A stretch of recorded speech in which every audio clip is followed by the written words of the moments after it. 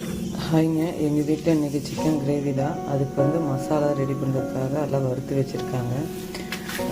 காரத்துக்கு ஏற்ற மாதிரி வரமிளகாய், சீரகம், கொத்தமல்லி, கருவேப்பிலை, அரிசி, குருமிளகு, கொஞ்சம் வெந்தயம் இதெல்லாம் போட்டு நல்லா எண்ணெயில் நல்லா ட்ரை ரோஸ்ட் பண்ணி எடுத்து வச்சுருக்காங்க.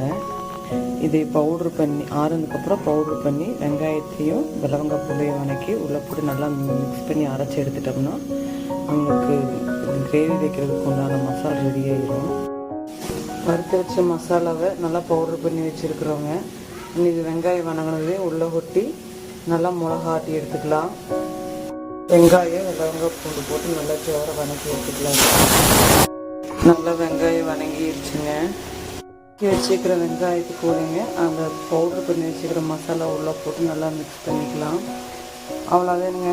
இது மிளகாட்டினா நம்மளுக்கு குழம்புக்கு உண்டான கிரேவி ரெடி.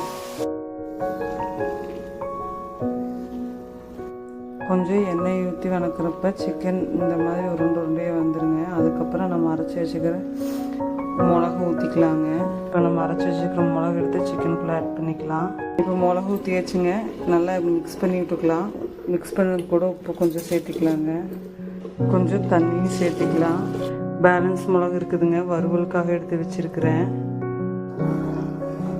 தேங்காய் பால் கொஞ்சம் ஊற்றிக்கலாங்க. குழம்புலேருந்து சிக்கன் கிரேவியை அரைச்சி வச்சுட்டு குழம்பை மட்டும் தாளித்து விட்டுக்கலாம். எண்ணெய் கடுகு போட்டிருக்கேன். வரமிளகா கருவேப்பிலை போட்டு தாளித்து விட்டு குழம்பு ரெடி. கோழி தண்ணி குழம்பு ரெடிங்க. உங்களுக்கு பிடிச்சிருந்தா லைக் பண்ணுங்கள், சப்ஸ்கிரைப் பண்ணுங்கள், செஞ்சு பாருங்கள். தேங்க்யூ.